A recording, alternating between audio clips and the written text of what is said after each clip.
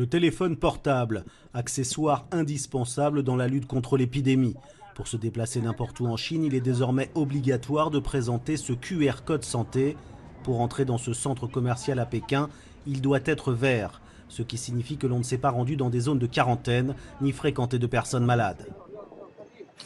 C'est pas un problème quand on n'a rien fait de mal, on n'a pas à s'inquiéter pour nos données personnelles, tout est fait pour nous protéger. Pendant l'épidémie, si on veut être un bon citoyen chinois, il faut respecter les règles. Tout ça, c'est pour notre bien et pour protéger la santé de tout le monde. Je pense que c'est une bonne chose.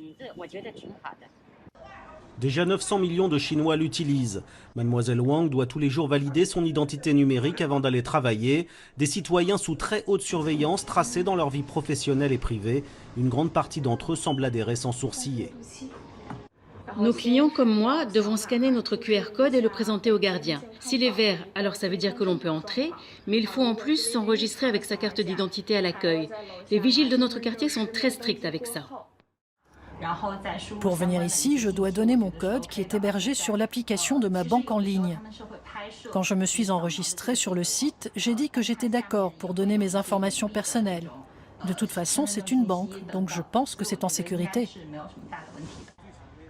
WeChat et Alipay, les deux applications les plus utilisées en Chine, servent pour communiquer, régler ses achats, réserver un taxi et désormais attester de sa bonne santé. Un passeport sanitaire contrôlé par les autorités chinoises. Ces entreprises technologiques n'ont pas le droit d'utiliser les données personnelles des citoyens. Mais le gouvernement, lui, le peut.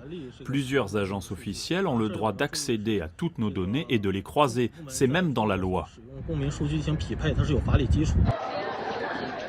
Des lois d'exception que l'État utilise à sa seule discrétion. Liberticide, selon plusieurs ONG. Quand les gens entrent leurs informations sur l'application pour connaître leur état, il est clair que l'application obtient ces informations de plusieurs sources. Alors, tant que l'on ne sait pas comment est construit cet algorithme, c'est difficile de savoir pourquoi ils sont classés dans telle ou telle catégorie. Cette surveillance sanitaire s'ajoute déjà à un traçage des citoyens pour bonne conduite. La notation sociale, elle aussi sur la base d'un contrôle électronique. Une mobilisation sans précédent de tout l'appareil sécuritaire du régime, sous prétexte de lutter contre l'épidémie.